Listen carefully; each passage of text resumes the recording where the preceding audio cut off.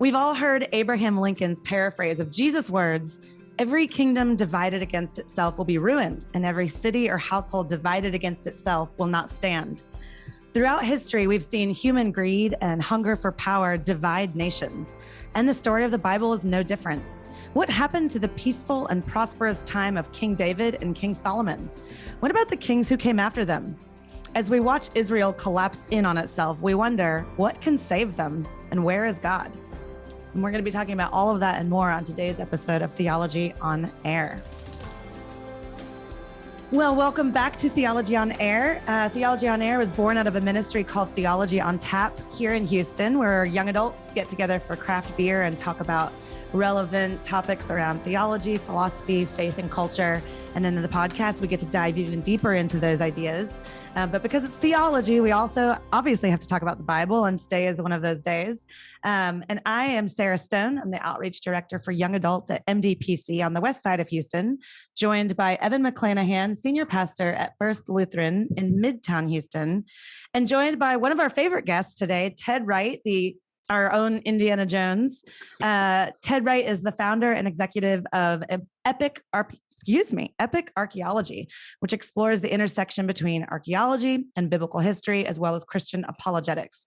Ted is the former teaching director at crossexamine.org. You may know that as the Frank Turek thing, and has taught Old Testament and biblical archaeology at Southern Evangelical Seminary and Bible College, as well as Charlotte Christian College and Seminary for about 10 years. And like I said, he's one of our favorites just because he's a wealth of information about the Bible and then can actually tell us where archaeology sort of proves it to be true, which is pretty cool. So welcome, Ted. We're so glad to have you. It's great to be back with you guys. So we came up with this idea after you and Evan recorded a podcast episode about kings. And we didn't do well enough, Ted. No. It's not Apparently not. Thing.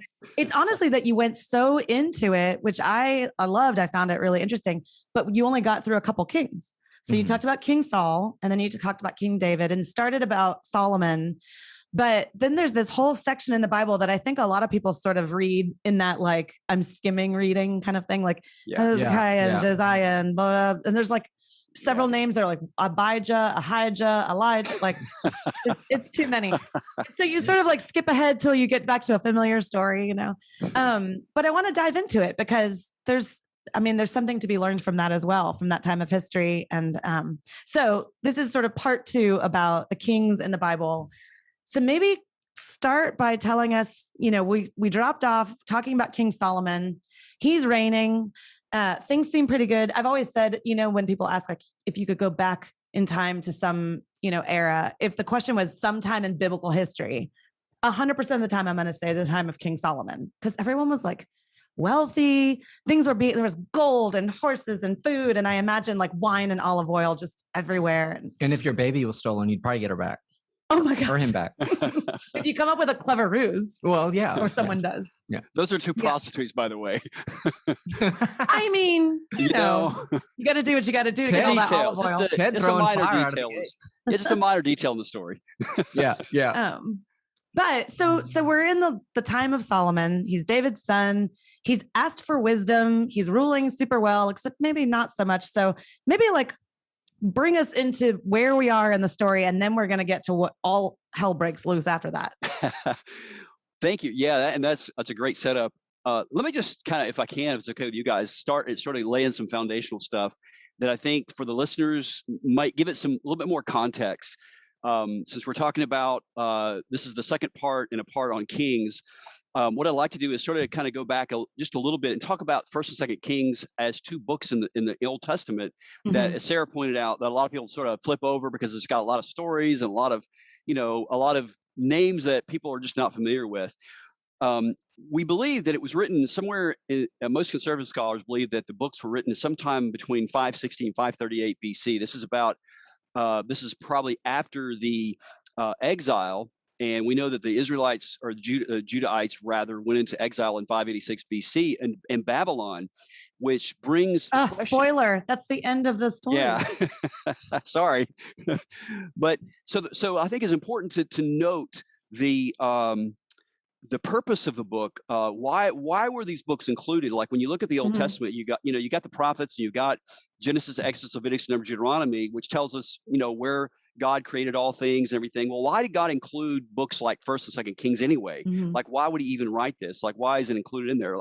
Because as Sarah sort of intimated at, there are a lot of sort of dysfunctional stories in these books that are like, where do these people come from? You know, they're like out in left field and they're doing crazy stuff and they're doing sinful stuff.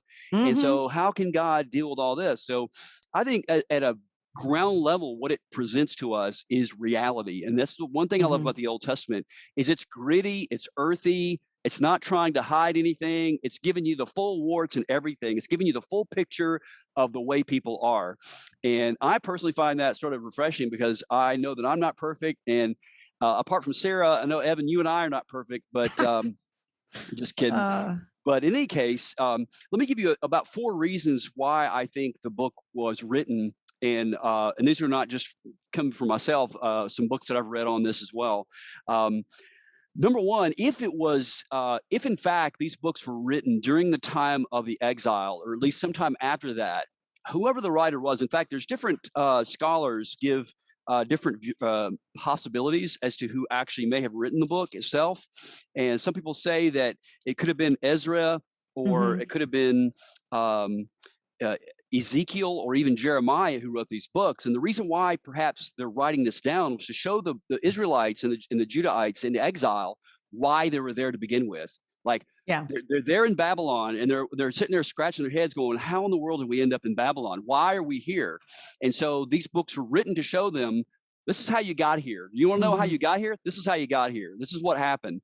And it wasn't just like one event. It was a whole history of events that really sort of like a slippery slope of just running away from God and getting away from God. So number one, the reasons for their decline, reason why they're in Babylon to begin with, and then also to show the fate of the individual kings themselves. So beginning with King David's son, Solomon, and then going all the way through the kings in Israel and also in Judah as well. And then also to show them that they should learn from their past. I know that's something that people talk about today. Well, why do we? Well, there's been attributed to different philosophers. Someone has said that Hegel said it. I've heard that some other philosophers said it, but whoever said it, it's true. If there's anything we learn from history, it's that men learn nothing from history. And so I think it's true not only as we look at biblical history, but I think also at American history as well. We look at our own past, 200 years of history. Do we learn anything from that history? So is there anything we can learn from the history of the Israelites and the people in Judah? And I think there is.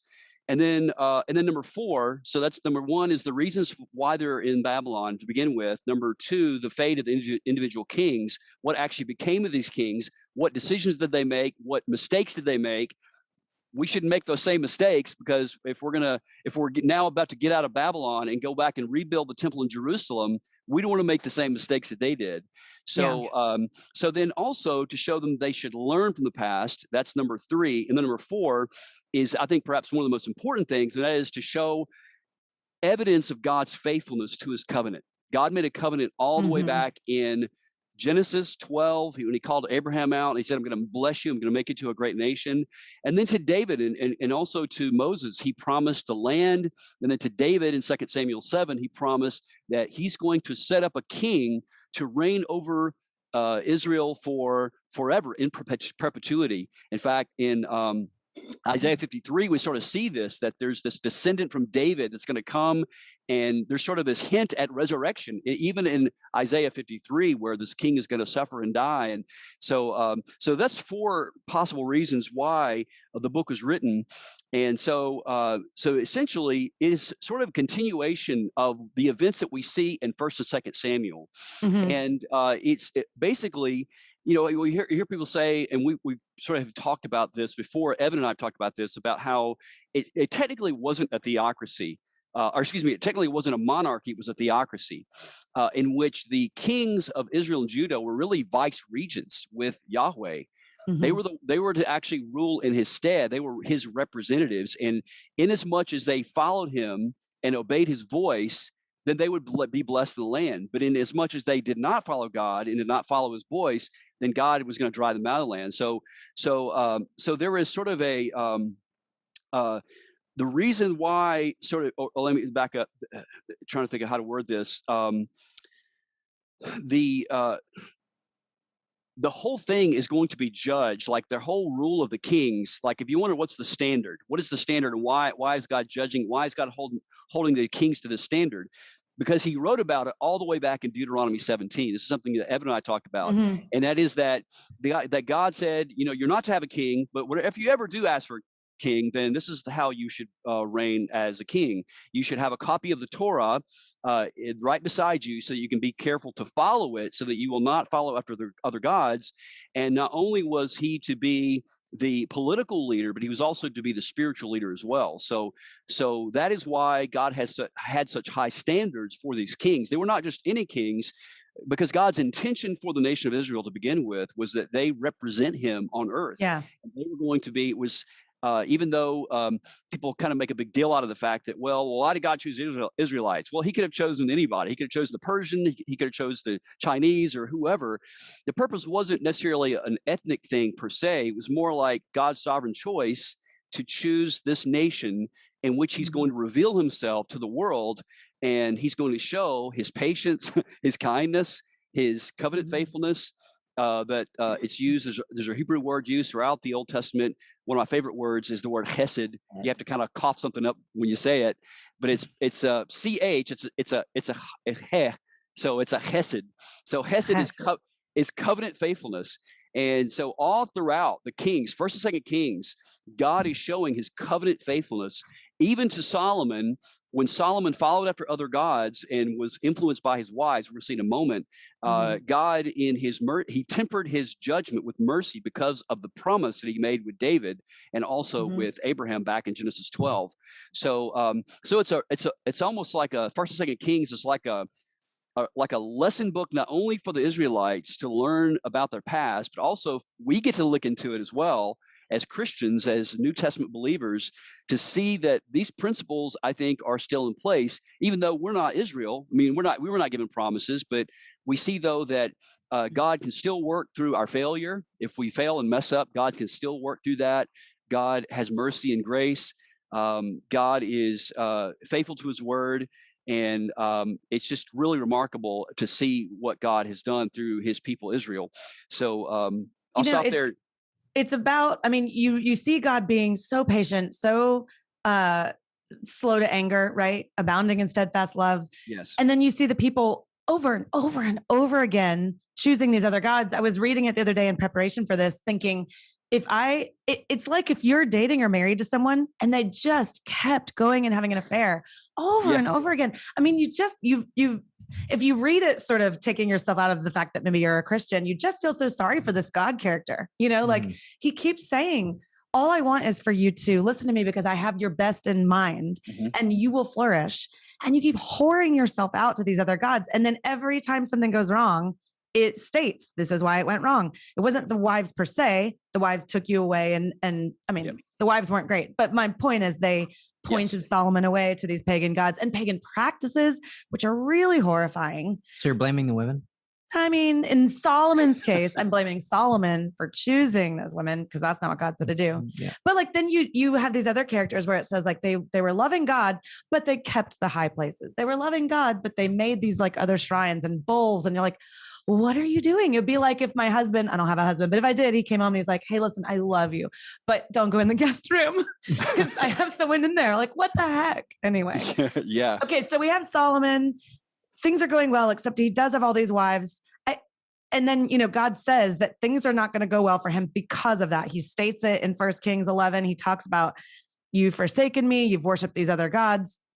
I think I have two questions to get us through Solomon and into the next. One is like, what happened when he asked God for wisdom, right? There's this cool story. I mean, I think you learn about this in Sunday school. Like he asked for wisdom. And so God was like, you asked for the right thing, so I'll give it to you or whatever. It's the Old Testament text in most lectionaries this week. Yeah. In fact, I was gonna ask, every time you mention the phrase high places, that is that always a reference to idolatrous worship, pagan idolatrous worship? Yes, it's an indirect, because that was what the Canaanites would practice. They practiced, they believed that the closer they could get, in other words, they would establish their altars on high In fact, it's the Hebrew word is bama, and they would put their altars on these high places, and that's because they thought that the closer they could get to the gods, Baal, then the gods would hear their sacrifice. So the Israelites began to adopt this practice of giving sacrifice on high places. And that's where the good kings would actually tear down these altars and say, this is not how you worship God.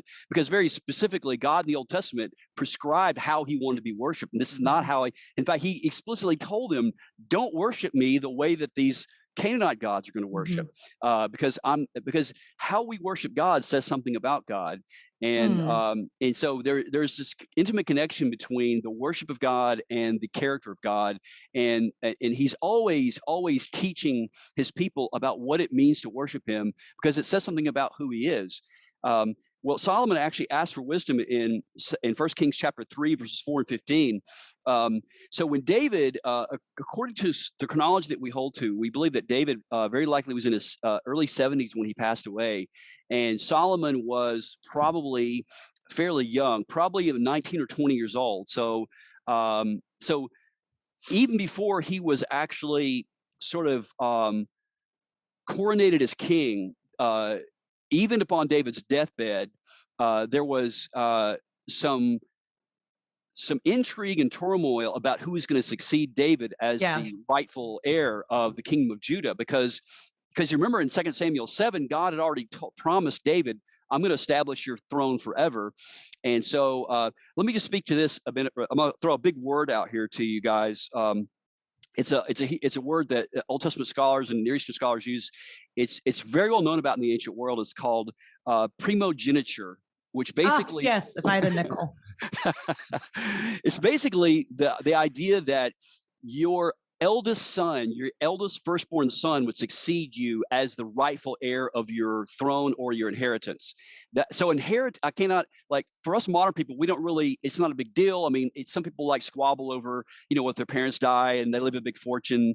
Other than that, we don't really care about what's the oldest or the youngest. But back in the ancient world, it was primogeniture was like the rule of the day. But interestingly, God, in announcing his the people that he's going to use, he often goes outside of that sort of convention of naming the firstborn. We see with Isaac, not with Isaac, but with many other, like Joseph. Joseph was chosen. I mean, God used him. God used a lot of people who were not necessarily the firstborn. David himself was the perfect example. He brought forth all Samuel to Jesse's house. David wasn't the firstborn necessarily. He was the youngest son. So very Jacob and Esau. Yeah. That's exactly right, Jacob and Esau. So we see again and again, sometimes God doesn't choose the firstborn son. So there was sort of, when David passed away, in 1 Kings chapter 1, verses 5 through 10, there is a son by the name of Adonijah, who basically, because he's actually about the fourth oldest son, but he was the oldest surviving son at the time of David's death. And so there was sort of this expectation that he was going to be the one to rightfully succeed David in his throne. And in the text itself, in 1 Kings and Chronicles as well, it doesn't quite actually explicitly state, but there was apparently an understanding between David and Bathsheba that it was going to be through Bathsheba's, their relationship with Bathsheba, Solomon, who's going to be the one who's basically going to be the heir. So there was this sort of intrigue between Adonijah and basically Bathsheba. There was a concubine in David's harem. By the way, he had a harem, but because he was so old, he had not had relations with her. The girl's name was Abishag. What a name! You're going to name your kid Abishag, Abishag, and so Adonijah goes to Bathsheba, and he thinks he's the rightful heir, and so he's sort of working the angles to try to get in to be the king, and so. At this time, Solomon had sort of gotten word that, yes, you were going to be the successful heir. He's not quite reigning yet, but he is the unofficial, the one that's going to actually succeed David. So basically, Adonijah goes to Bathsheba, and he asks for the hand of this Abishag. And apparently, according to the text itself, Adonijah was a handsome guy, and he so probably Bathsheba didn't think too much about it. She thought, well, he's just trying to get like a good-looking girl for his, wife or whatever. So she was happy to fix him up. But when he went to go, when basically he went to go get the blessing from Solomon, Solomon knew that this is because here's the thing that most readers of the Old Testament may not know, but if you had control of a harem and you had the wife in a harem, then that was essentially you're laying rights to the throne. Solomon knew this. So Solomon knew that he's not just trying to get a wife. He's trying to like insert himself manipulate. To be exactly. So he said, no, I'm not going to do this. So this started this rift between Adonijah and Solomon, eventually leading to the death of Adonijah. And so there was a lot of intrigue even starting out. But it's how David actually proclaims Solomon as king is very interesting. He has him actually sit on the back of his donkey because in Israel, the king on the back of a donkey was going to be the servant of the people. He was going to be the slave or the servant of the people. So he has Solomon get on his own donkey and he rides him through Jerusalem. And so when Jesus, of course, rides on the back of a donkey, this is a proclamation. Jesus specifically said, get a donkey. He's laying claim to be the rightful descendant of David. I mean, this is like this is awesome. Very powerful imagery. And by the way, we only call donkeys asses at the Theology on Tap. Okay. I don't know if you knew that or not. We call a lot of things. Let me stop. Hey, but quickly, there is this extremely poignant story as well with Absalom. Another of David's children who tried to really usurp the throne. He, for example, he essentially drives David out of Jerusalem and he takes over, if you will. I don't know. He sleeps with 10 of David's concubines, I believe. Yep. I think they're concubines and not wives. Anyway, but that was the same thing. It was like, well, I'm established. So yes, a lot of dysfunction. And then Absalom is killed and it breaks David's heart. And he kind of famously wails, "Oh, Absalom, Absalom, would I have died instead of you?" And we're all going, have you been reading the last two chapters? The dude's been usurping you and trying to kill you. But like with Saul, there is a soft spot that David has, even for people that try to kill him, which is kind of weird. But David's a better guy than I am. The one with the hair problem, right? Did he have a hair? I don't know. Who's the guy that his hair got caught in the tree and then? Oh, yes. I don't know if it's his hair per se or if it's his head, but yeah, the ass just keeps walking on. Evan just wants to see how many sort of quasi curse word loopholes he can. It's in the King James Bible. It's the authorized. It's Holy Writ. So. Oh my gosh. But anyway, but then 10 of David's men stab Absalom as he's hanging there from the tree. Ted, is that supposed to be funny? I mean, seriously, like, is there? Well, I mean, I don't think so. I mean, okay. There could be. Not to say it's not just true. Symbolic, maybe, of something. Yeah, right? Not to say it's untrue, but sometimes it's almost like God humiliates. Well, if he had sex with 10 of the concubines, do you think 10 people killed him just to sort of symbolize the justice? I don't know. Could be. Yeah. I don't know. Anyway, I've taken us down a rabbit hole. Well, okay. But you walked us through Solomon being king, and I want to try to get to the other end of Solomon's kingship because there's so much good stuff there. But I feel like most people know, like they know the story of the 2 women coming with the baby, and they know that he was very wealthy. Then maybe people know that he built the temple and a palace for himself. Mm-hmm. But at the end of Solomon's life, maybe we can skip ahead. People, if they want to, not. This is a spoiler, but this is thousands of years old, so I feel like that's okay. Yeah. But there's a Rehoboam situation. Maybe talk to us about this kind of people talk about a civil war. I just reread it. It's not so much of a war. It's just like civil division. Well, so talk us through that. Yes, absolutely. So we're getting toward the end of Solomon's life, and toward the end of his life, of course, he starts out, and God actually meets him at Gibeon, and he also speaks to him in Jerusalem and reaffirms the covenant with Solomon that he made with David. And so God is showing his love to Solomon and showing his grace. But as Solomon begins to move further and further away from God, he actually violates 2 things that God explicitly told him not to do in Deuteronomy 17. He said, "Do not women and horses." Wives and horses. And why horses? Interestingly, because it was, for one reason is that they would have to go back to Egypt. It says, "You shall not multiply horses, and you shall not come back to Egypt, because you shall not go back this way again." And it was sort of symbolic of going back to slavery and indicating that relying on your power was for somebody else and not me. Because remember, even though we're calling this a monarchy, it's technically a theocracy in which the kings are actually vice regents under God. So it's not like what political philosophers today would call a full monarchy. It's more of a theocracy.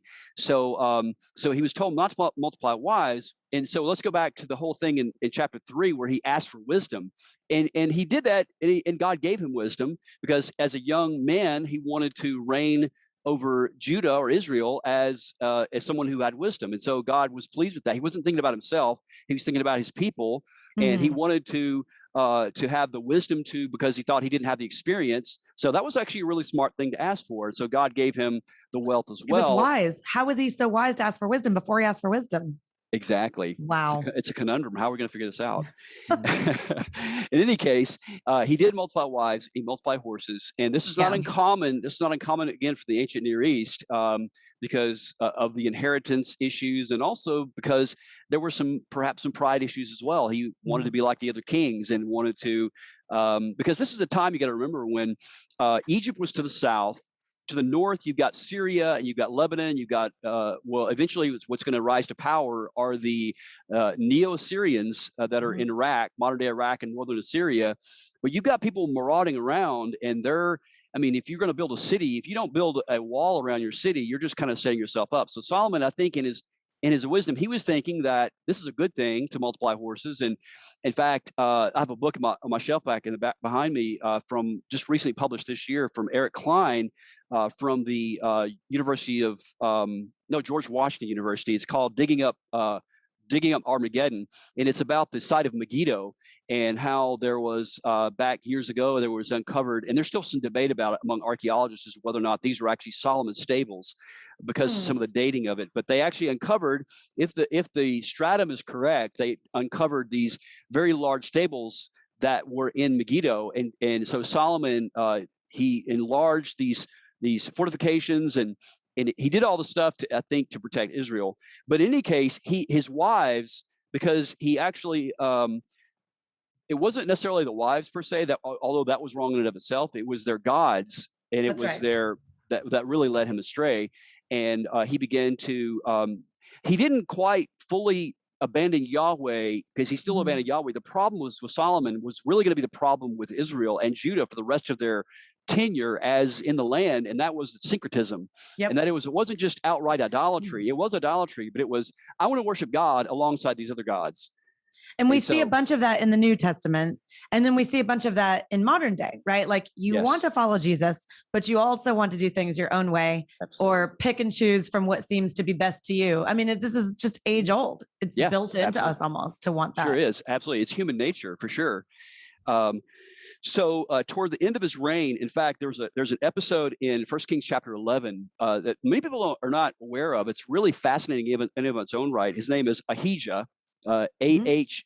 I think that's one of the ones. I was saying Ahijah, then there's Ahijah. You're probably right. It's probably Ahijah. But do you know the story, Sarah, in chapter 11?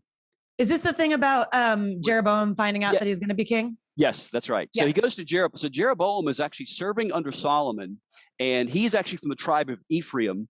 And he's some sort of a military captain-y kind of thing, right? Well, yes. He was a civil servant under Solomon. He built public works under Solomon. So he built some of the revetment works and walls around Jerusalem, perhaps the Milo itself that archaeologists have uncovered. Really fascinating guy in and of himself. But in any case, he essentially was approached by this prophet Ahijah, and basically he tore his cloak into 12 pieces. His brand new cloak, broke it and ripped it into 12 little pieces. He gave Jeroboam 10 and said, you're going to inherit the kingdom because Solomon has gone after, he's departed from me, God has departed from him, and now the kingdom is going to be given to you. And basically he makes a covenant with him. Sort of sounds like 2 Samuel 7, although it didn't really negate 2 Samuel 7. It's sort of basically saying that, listen, if David's line is not going to follow me, then I'm going to go with a king who will follow me, apparently, if you will. So this all happened. And then Well, so let me pause you. So the 10 pieces of fabric represent 10 tribes that will be under Jeroboam, but Correct. There's 2 tribes left that God through Ahijah or Abijah, whichever one we're on now, says, I'm going to hold those out of my like love for David and sort of like That's as right. a nod to that relationship, right? That's right. So That's right. Tell us about the tribe division. The 2 tribes are which 2 tribes? Judah and Benjamin? Judah and Benjamin, that's correct. Okay. And Jeroboam is actually from the tribe of Ephraim. And now there was already a rift that happened that was sort of already brewing between these the 2 tribes of Benjamin and Judah, because they were the largest of the 2 tribes. In fact, Judah was the one to lead the way out of the wilderness into the Holy Land or into the Promised Land. And in at Shiloh, as we call it, when the Israelites under Joshua settled there and they established a tabernacle there, that was the first capital of Israel for 400 years until Solomon essentially built the temple in Jerusalem in about 966 BC. So from that spot at Shiloh, that is where the tribes were allotted, the allotment of the tribes. So they were basically given bits and pieces of land to spread all throughout Judah and Israel, or rather it was just Israel, the Promised Land. But as it turns out, Judah was the most populous of the tribes, so they got the lion's share of the land, and they inherited the area around Jerusalem. The one closest to them was Benjamin. So the boundaries of Benjamin were the ones closest to Jerusalem. And then to the north was given the 10 tribes, and the next largest of the 10 tribes was Ephraim. That's why sometimes you see interchange throughout the Old Testament. Israel sometimes we call Ephraim, and Ephraim Israel. It just essentially is talking about the northern 10 tribes. Interestingly, so Solomon dies, and his son then now keep in mind, during this time his son Rehoboam, this is the son of Solomon. Jeroboam, it's kind of hard, it's kind of confusing. Actually, I think it's helpful that they sort of rhyme, so you can kind of keep track of it. Like Jeroboam is not related to Solomon. He's a civil servant. Guy comes to him, tells him he's going to have 10 tribes. Rehoboam is the son of Solomon, and they That's don't work well together. So, okay. So at this time, there's another little key piece of information I've left out. So when there was sort of this interim time period in which Jeroboam apparently Solomon, the text is not really clear about this, tried to take the life of Jeroboam, and he fled to Egypt. And he lived. There's a lot of fleeing to Egypt happening in the Bible, isn't there? It is. He fled to Egypt, and he actually was under the protection of a pharaoh by the name of Shishak, or Shishonk the First, who was actually going to invade Judah and Jerusalem later. And it's actually known about, and it's very well attested in the archaeological record as well, this pharaoh named Shishak. And so he flees there. Now that Solomon's dead, apparently Jeroboam gets word, and his people say, "Hey, guess what? Solomon's dead now." So he goes back to Judah, or back to Israel, and Rehoboam is now getting ready to have a coronation service, and he's going to have it at Shechem.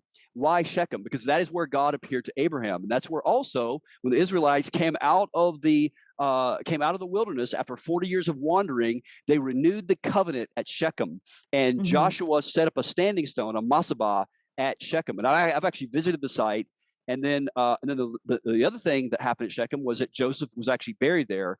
And I had a really cool little quick story about that. I was there in 2014, and the group that I was with, we visited the site of Shechem, the archaeological site of Shechem, and the Arabs, because it's primarily Palestinian territory now, so there are no Israelis that actually live near Shechem. It's the modern day city of Nablus, and it's a very war-torn city. We drove through it. There's like bullet holes everywhere in the buildings, but the archaeological site is sort of a park, and you can go during the day. It's kind of safe, but you probably don't want to go there at night. It's a little dangerous for non-Palestinians probably. But in any case, we got to go, and they said, well, there's the tomb or the cenotaph of Joseph, where Joseph was actually buried, and so apparently there was a stone, and there's some good historical and archaeological evidence that actually points to that site. And so I got to visit the site where Joseph's body very likely was laying, but it was very likely carried later further into Judah and buried maybe perhaps near Jerusalem. But we've never found the body of Joseph. But we know from the Old Testament that he was actually embalmed like an Egyptian. So it's possible that we could find the body of Joseph. But anyway, little side note on that. So basically, Rehoboam is going to try to be coronated there at Shechem because of the significance of the site in Israelite history. This is when the nation is going to get started again. They renewed the covenant at Shechem, and they basically, the Jews swear their allegiance to Yahweh and the covenant that he made to them there. You know, we all know it's like a false promise, but yeah. Mount Ebal and Mount Gerizim. They meant it at the time. Yeah, one side they talk about the blessings, the other side they talk about the curses, and then Joshua has them. You know, will you follow the Torah? Will you follow the law? And yes, we will. We'll follow God. And so this is a great significance. And so, at the very time in which Rehoboam should have been celebrating his coronation, Jeroboam's people send emissaries. Apparently, there's some festivities going on before the coronation. They send emissaries to Shechem to meet with Rehoboam because Judah at the time, under Solomon, because of his heavy taxation, was basically, they were overly taxed basically because Solomon was she built ships, had chariots, had a lot of gold and big palace. They were overly taxed and overly worked. Right? Oh, yeah, exactly. It was very oppressive. So basically, Jeroboam's people went to Rehoboam and said, "Listen, can you lighten the load on the taxes a little bit? Yeah. You know, we're just overwhelmed, we're overworked." And again, at this time, apparently Jeroboam had decided not to, even though Ahijah had already told him, I'm going to get, the kingdom's going to go to you. He's not going to try to execute a coup or anything like that. But he sends his emissaries to Rehoboam to plead with him. He wants a few days to think about it. Rehoboam does. And then he comes up. He actually, interestingly, does not consult his father's advisors. He consults his own advisor who he does both. Age. He asks the older, wiser elders, and they say, lighten the load. This is a fresh start. And then he goes to the younger people that are his friends, are like, which is something, the story is so great because we all do this, right? Like we say to God, we want wisdom, tell us what to do. And then maybe we have an understanding of what that is from reading scripture. And then we're like, let me ask somebody else. And that's what he does. He asks these young fools, which are his friends. And they're like, no, you should make it harder. And he's like, that sounds right. Oh, God. Yep. And so then he does. He's like, no, I'm going to make it worse, which actually harkens back to Egypt when Pharaoh was like, now you can't have the straw or whatever for the bricks, right? That's right. I mean, anyway, okay. That's right. Sorry. Yeah, my father made your yoke heavy, but I will add your yoke. My father disciplined you with whips, but I will discipline you with scorpions. Yeah. Which is a whip with metal on it. Oh, okay. That's what that is. They didn't just carry around cages of scorpions like work hard or we're going to unleash one of these on you. Okay. Yeah, it's sort of like a precursor to the cat of nine tails in the New Testament. But it just meant Jesus says what father would say to a child who asks for an egg and give him a scorpion. That does bring some different meaning to that. It's like punishment versus blessing. Yeah, exactly. Okay, but so essentially Rehoboam on his apparent coronation day escapes with his life, and Jeroboam is crowned by his people as the king of Israel. The only tribes to remain loyal to Rehoboam were, of course, Judah and Benjamin. And so that is where the beginning of the kingdom split. Okay, so tell us about the north and the south, who's where. And from here on out, we refer to them as Israel and Judah, even though it's like basically like the territory with 10 and the territory with 2, right? Correct. Like walk us through that. Correct. So because of the tribal boundaries of where they already were, they were already sort of settled in their areas. Basically, Judah is in the south around Jerusalem and just to the area, just a little bit southeast of Jerusalem. And then to the north and along the coastline, you've got Israel, and which they were actually really close to Syria. And interestingly enough, you have all the kings. And one of the little insight into, as we look at the kingdom as it split geographically and also politically and spiritually as well, we have a continual line of kings from Judah from one family. So you have a dynasty, whereas in Israel, there are 9 dynasties. So in all of them, in fact, none of the kings of Israel were actually considered good. None of them. Okay. They all eventually caused Israel to go astray, which is why they actually went off into captivity first by the Assyrians. Interesting. Okay. And it started actually, there's an interesting little sort of aphorism. You may have heard this. It's an old Greek proverb. It's well begun is half done. Yeah.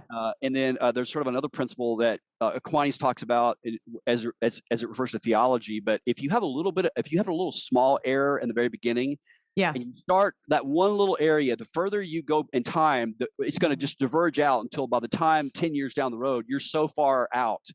And so that's really where it started. Jeroboam, because of the sort of like I'm thinking about like football is like, no, it's us and them. It's like they're whatever they do, we're going to do the opposite.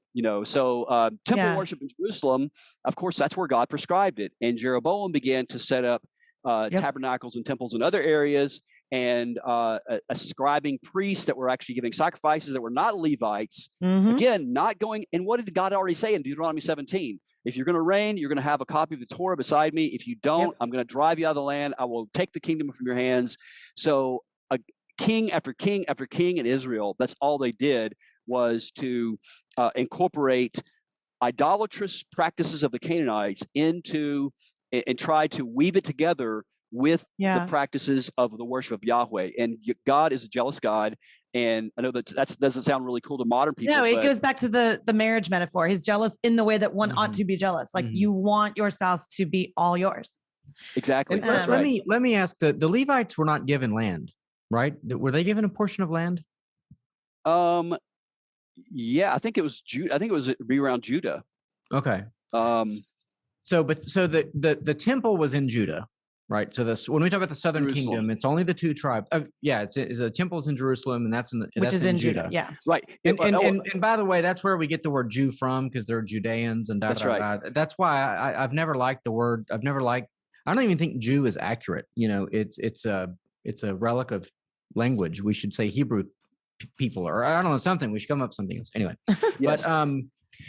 But the Levites then would have been at the service of the other two tribes, then, right? I mean, in theory, the Benjamin and Judah.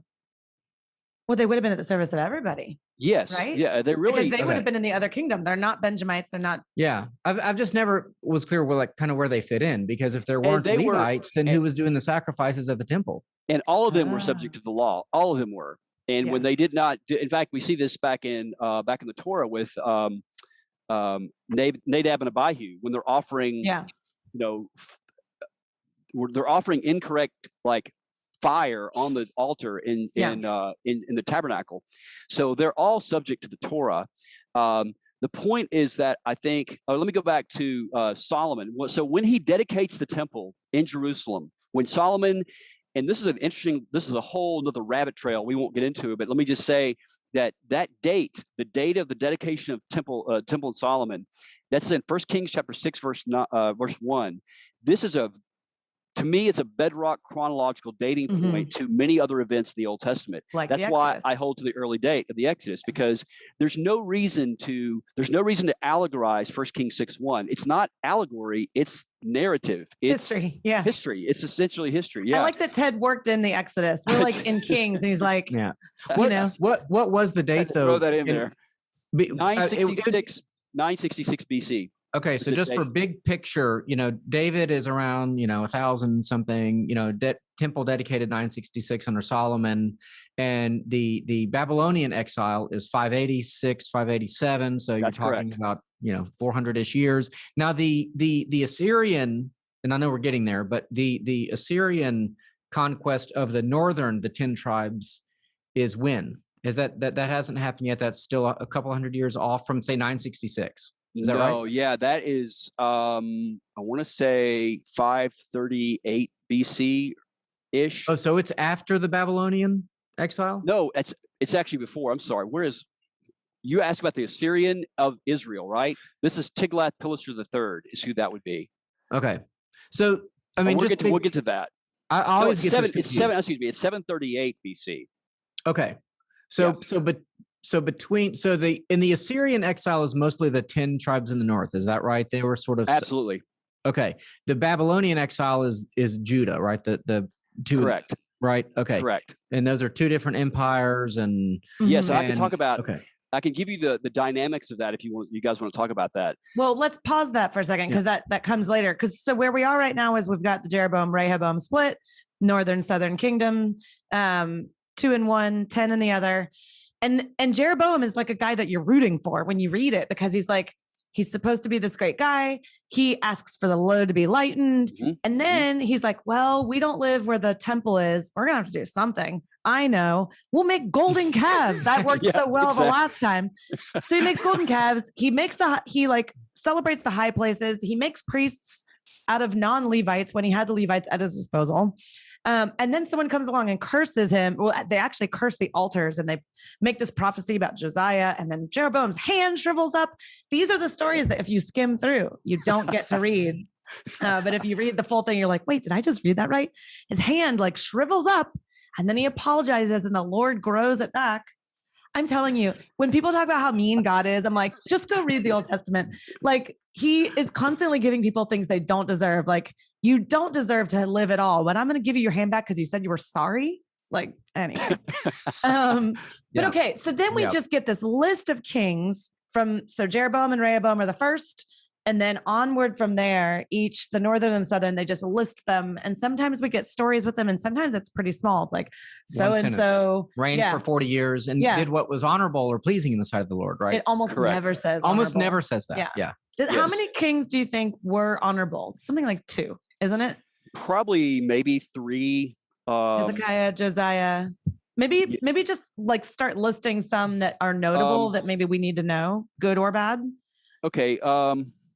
Asa is considered a good king. Asa is after, so you have in Judah, so you have Rehoboam, Abijah, however you want to say that, Asa, and there's a lot of co-regencies as well. In fact, interestingly, when historians try to reconstruct the history of the kings of Israel and Judah, there are some chronological issues that seem to not quite work out with like other dates that we know in history.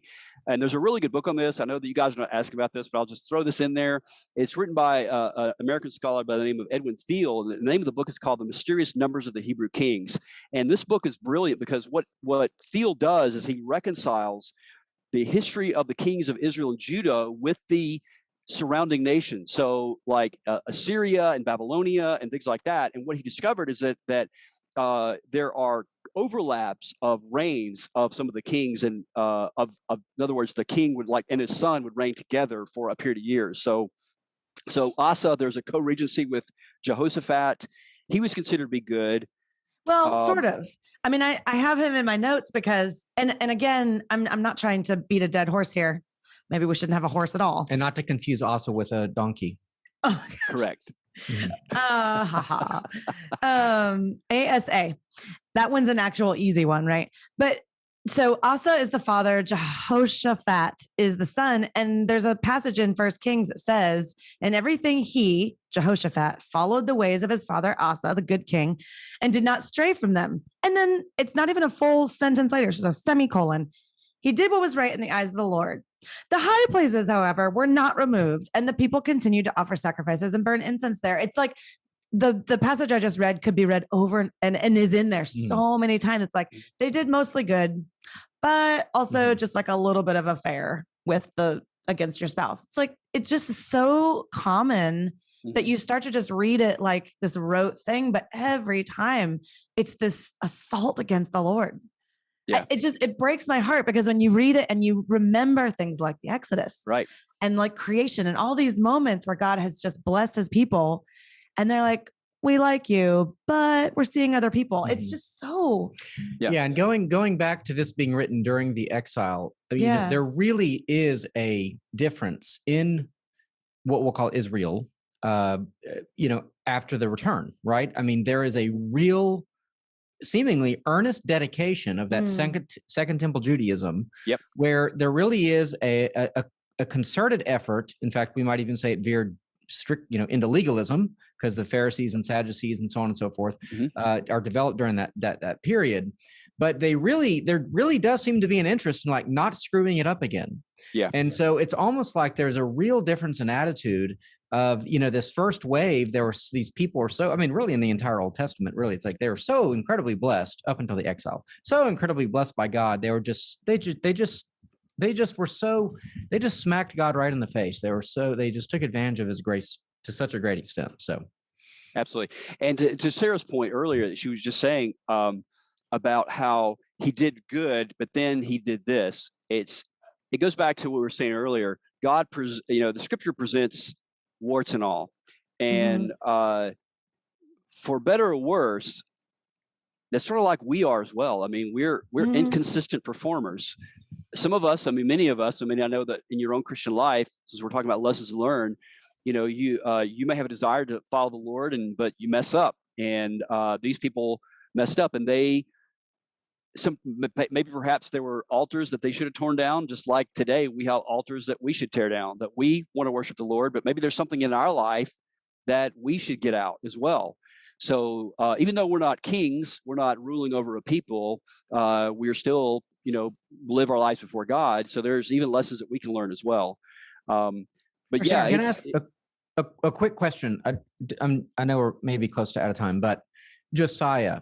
Yeah, I've always found this kind of story of like, oh, that's where that book has been for. Yeah, like some rando is like, I saw this on the edge of the. Yeah, so normally when you do construction projects, it unleashes the demons that are in your household. Y'all know that, right? When you watch ghost hunting shows. I scrub my house with sage, so that doesn't happen. Well, and circles of salt, but oh my gosh. But we're joking. Yeah, we're joking.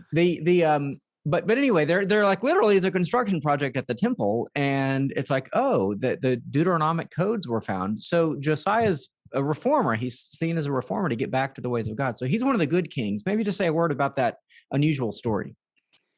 Yeah, he's a fascinating guy. I've always found Josiah really interesting. And in fact, I remember years ago when I was pastoring a church in North Carolina, I preached a couple sermons on him. I found the story so compelling and so amazing. They're building the temple's being repaired, and they find the copy of the law. It's been lost. They read it, and he begins to see that what they're doing is actually wrong, which in and of itself, you're like, why was it even there? Why was it not being read? And which reinforces the whole thing of Deuteronomy 17 of why they should have had the law to begin with. Well, and how far removed are you that you don't just remember what's right and wrong? Exactly. Yeah, absolutely. And also the context of where this was, where his sort of realm of influence was, and it was, even though he was a king of Judah, he actually died at Megiddo, at the Battle of Megiddo, against the Egyptian pharaoh Necho II. This was in 609 BC. He's a fascinating guy, and he wanted to institute. He essentially tore down the high places of the Asherah and the Baals. These were located very closely to Megiddo, is close to Syria. And here in Chicago, I lead trips to the museum here at the Oriental Institute. And there are two Baal idols, actually, that were excavated at Megiddo. And one of them, actually, because I tell my tour guests this, and he really does. He looks like a jazz artist from like New Orleans. It's so funny. It's like, and the other one actually looks like a pharaoh. So these are two little statues of Baal. And these were in Megiddo. This was in the territory of Israel, and about the time of when Solomon would have been, when Josiah would have been reigning. So he did die at this, very sadly, at this battle of Megiddo. So what was happening toward the end of his reign, and this is toward the end of Judah, toward the end of when Judah's about to go off to captivity. We haven't talked about Israel yet. They actually went before with the Assyrians, because this is actually recorded in, there's actually some crossover. I know we haven't gotten into prophets, but there's some crossover with Kings and the book of Isaiah as well. Isaiah 7 talks about Ahaz and Hezekiah. And these were two good kings, or actually one good king. Ahaz wasn't good, but Hezekiah was. But Ahaz essentially made this alliance with these people that were coming into power on the scene to the north. They were called the Neo-Assyrian Empire. And there was a Assyrian king by the name of Tiglath-Pileser III. And basically, the animosity had gotten so great between the two kingdoms that Israel in the north, Reza and Pekah, the son of Remaliah, had made an alliance with the king of Syria that was its own independent state, that basically they were going to invade Judah and kick out Ahaz from the throne and establish their own king. So you can read about this in Isaiah 7. It very clearly says it. It says that, the word came down that the Israelites had made an alliance with the Syrians. So Ahaz went to Isaiah the prophet and said, listen, we got to do something about this because there's this alliance. They're going to kick me off the throne. And Isaiah essentially says, don't worry about this alliance because it's not going to happen. It's the thing that you fear is not going to take place. In fact, the actual words that it uses, I think is very interesting in light of our own day in which conspiracy theories abound. He says, do not call conspiracy what everyone calls conspiracy. There was a lot of words that were going around that, we're about to be overthrown. There's this secret force that's going to drive me out of the throne. He was the son of David. I mean, God established his throne if he trusted God. So basically, Isaiah says to Ahaz, listen, here's the deal. I'm just kind of paraphrase this. Here's the deal, Ahaz. And Isaiah speaking to him, and he says, you just ask God for a sign that he's going to be with you, and God will give you that sign. Whether it's in the highest heights or the lowest lows, you just ask God for a sign. He's going to be with you, and he'll give you the sign. I mean, can you imagine being given that? Like saying, hey, you just whatever sign you want, just ask God for that sign. And Ahaz says, I will not ask God for a sign. I will not test the Lord. And then Isaiah says prophetically, he says, you will weary men, but will you weary my God also? He says, therefore, the Lord himself will give you a sign.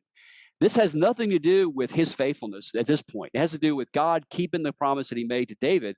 And he says that the Lord himself will give you a sign. The virgin will conceive and give birth to a son, and you shall call his name Emmanuel, which means God with us.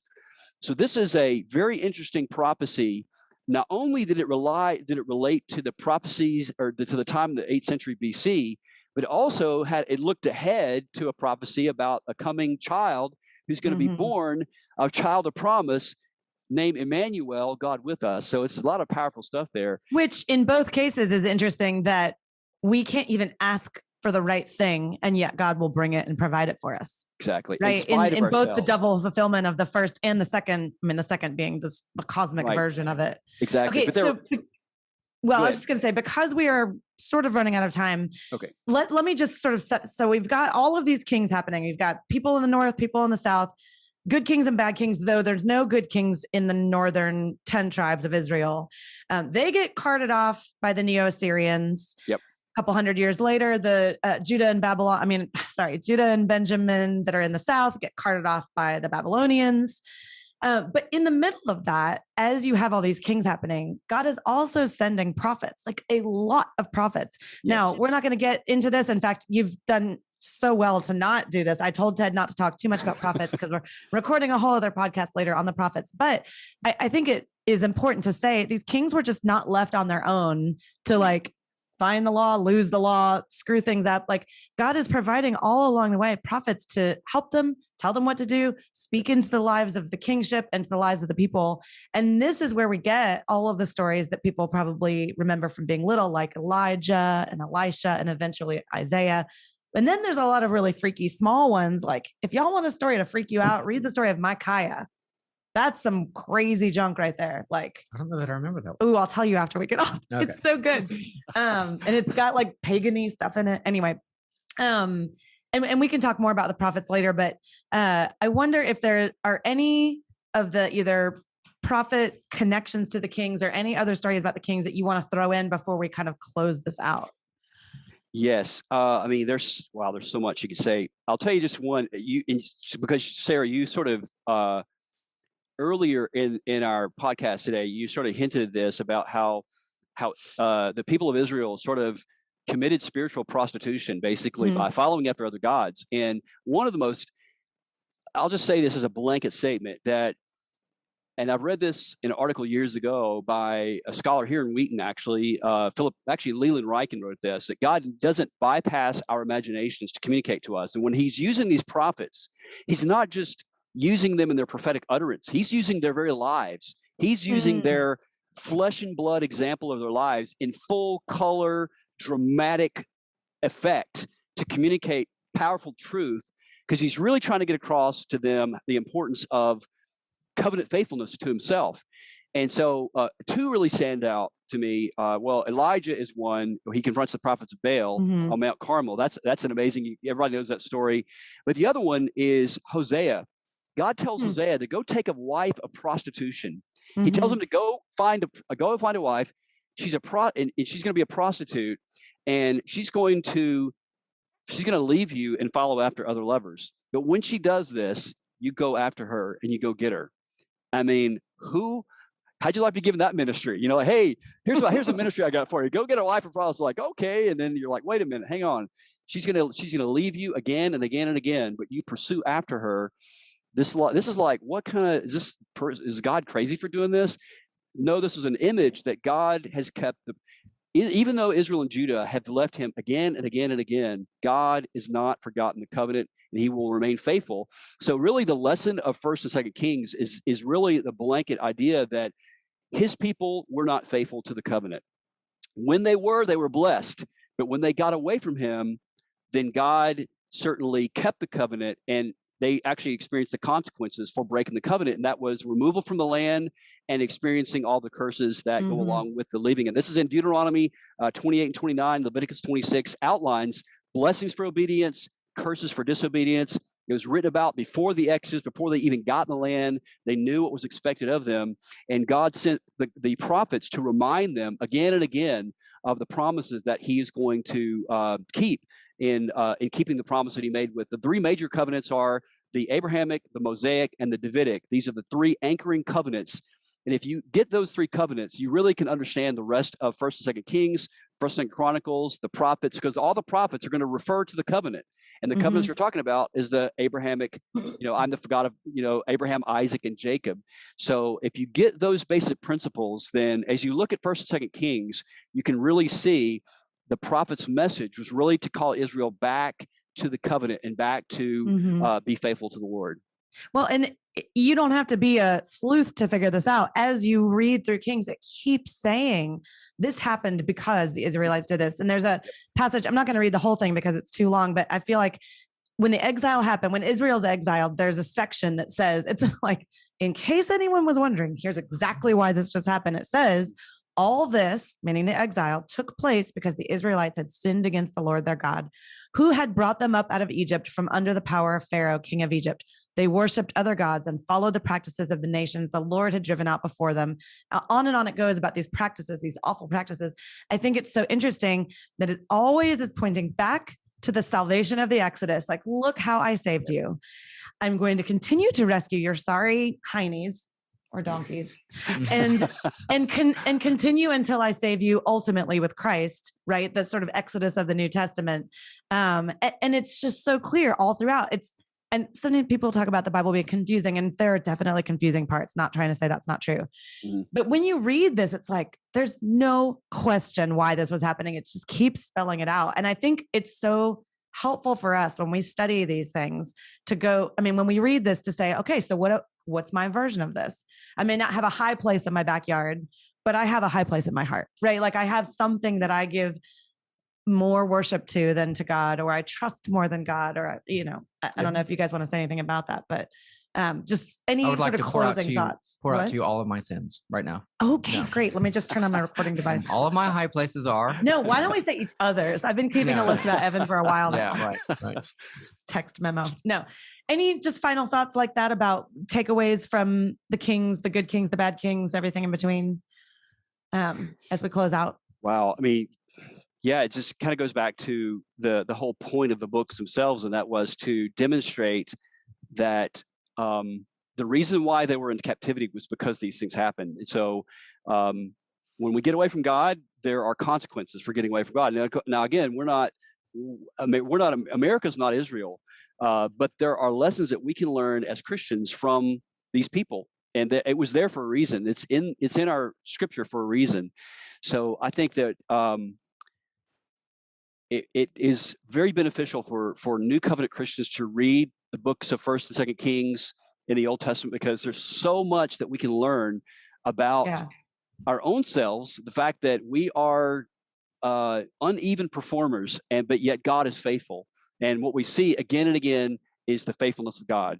And so it should encourage us to know that even though we may have messed up, we can still learn from our past, and the education is ongoing. Yeah.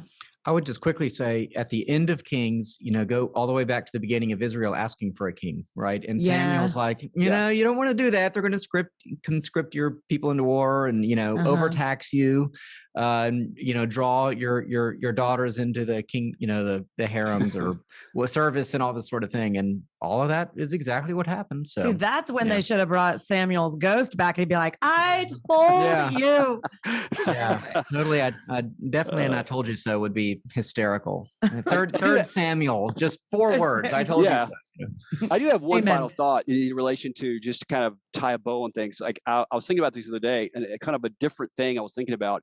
But the Russian novelist Dostoevsky, perhaps one of his greatest novels is called The Brothers Karamazov. And some people may not have read that, but essentially that book is about a family that is got all kinds of dysfunction in it. And I mean, there's people who are believers, people who are vehement atheists, people who are very devout, people who are in the middle. And there's a lot. That's why the book is so rich and it stood the test of time for so many years. It's because there's so much that you can see like your own self in that story. I would say the same thing of the Old Testament. And these kings is this dysfunctional group of people, but yet there is a thread of the grace of God that runs throughout the whole thing. And we can see ourselves in that, and even the good people and the bad people as well. So again, to go back to the point I was trying to make earlier, is that you can read this like a novel, and it all really happened. It's not just some made up novel. It all actually, we believe, I think that it actually happened. I think you guys would agree with me on this, that this is all history. It's not just some made up story, and that and God put it there for us to learn from. So let it be an encouragement to you. All right. If people want to ask you more about this kind of stuff and pick your brain, where can listeners find you? Yes, they can find me at epicarchaeology.org. We also are on Facebook. Just look up Epic Archaeology on Facebook. And then also we're on YouTube as well. We have a podcast. We're going to be recording more episodes fairly soon. It's called Monocle and Spade. And Sarah's been on that. But it is, we're going to eventually get it on the podcast platforms. But right now it's only on YouTube. So they can find us on YouTube as well. If they need to email me, my email address is ted, at epicarchaeology.org. When in doubt, just add another vowel to archaeology. There's like 14 of them in there. It's probably an A. Where you don't think there should be an A, there is. Anyway, and when it comes to us, everything you need to know is at HoustonTOT.com. So as usual, subscribe, review, rate us, all the things. Send us gobs and gobs of money. We would love that too. But until we see you next time, until we crack up in another book of the Bible or 4, we encourage you to question freely, think deeply, and disagree as needed.